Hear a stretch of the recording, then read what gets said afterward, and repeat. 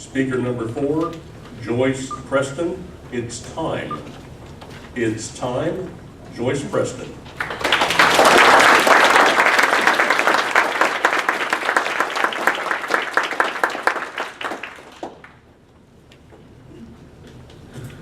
It's time. Actually, it's long overdue. They have them for pregnant women. They have them for families with small children. They have them for physically challenged men and women. And now they have them for veterans. Why, this is all fine and necessary in this country. I think it's high time grocery store managers consider some of those designated parking spaces for another segment of the population. Menopause parking. Oh yeah, you laugh, all you men and young people out there. You have no idea what it's like for a menopause woman driving around in a parking spot. While the streets of LA haven't seen that much road rage. I once went to a parking lot just to pick up a few items, and I witnessed a woman knock over 3 shopping carts, sideswipe a newspaper stand, and almost take out a row of propane tanks, just trying to get to that precious parking spot. And you know what? The SUV beat her to the spot. And do you know what she did? She sat right there in the middle of the parking lot and had herself a great cry. I almost felt sorry for her. But I wasn't going to move my SUV.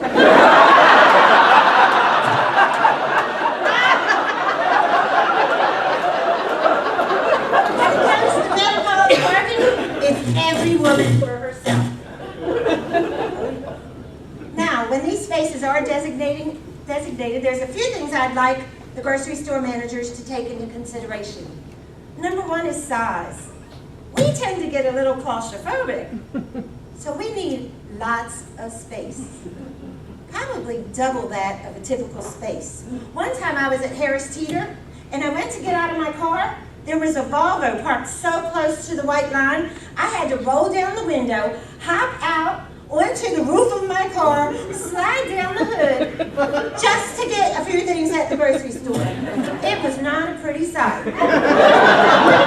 So here's the rule of thumb, Mr. Grocery Store Manager. If you can fit a Winnebago in that space, you can fit a hot flashing woman in a Honda Accord.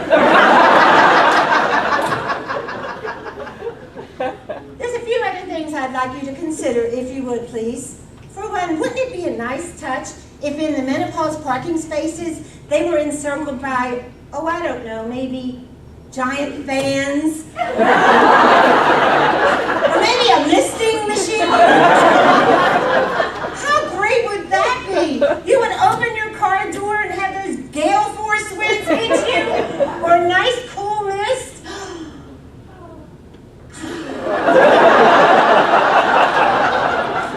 The thought of it makes me want to weep. I'm so excited. But if you really want to impress us, and let's face it, we women, we love to shop. Why not take our parking spaces and put them inside the grocery store? Say in the frozen food aisle. All right, now we're talking. What woman wouldn't be so very impressed with that? Women would drive for miles just to shop at that grocery store. Forget your double coupons. Forget that free Thanksgiving turkey dinner. Forget the trip to Disneyland. Just to be able to open your door and have that cool Arctic air hit you. We'll be shoppers for life. And let's face it, it's really not as far-fetched as you seem. They already have those little kids driving their little kitty carts in the grocery store. And I bet we'll hit far fewer people than they do.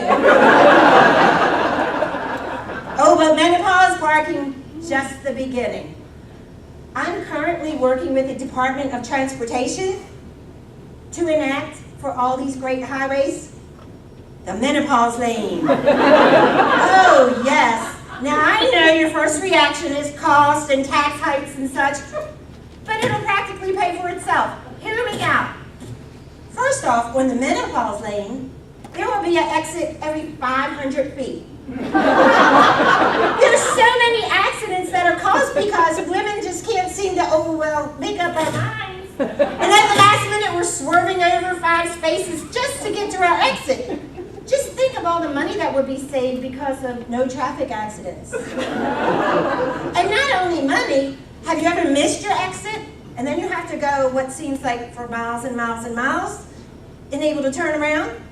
Well, this way, if you miss your exit, it's okay. You got another exit in 500 feet, and you'll be off. So not only am I saving money, I'm saving precious fuel, too. This idea's working out better and better. Should there be any additional costs, it's okay, because the menopause lane will be a toll road. And do you know what happens when we get to the toll booth? We're at the Toll House cookie booth. Oh, yeah! What hot flashing woman wouldn't pay good money for some ooey gooey chocolate chip cookies? I bet I can get some of my PMS friends to come driving my lane. And when you think about it, it has other benefits as well. Have you ever seen anyone driving down the road, a middle-aged woman with her purse on top of her car, perhaps a coffee cup? And what do you do now? You look and you're like, she's got her purse, it's gonna fall, it's gonna go there, it goes there, it goes, ah! Oh, not anymore. You'll see what lane we're in. You'll see that coffee cup on top there, and you'll say, she's in the menopause lane. Bless her heart.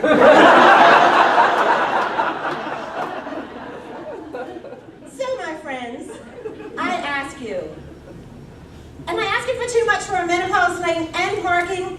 The great comedian Rodney Dangerfield said, I get no respect. Aretha Franklin sang about asking for a little respect. I'm begging you, please, please, talk to your grocery store managers about those parking spaces. Please, call the Department of Transportation and talk to them about the menopause parking lane.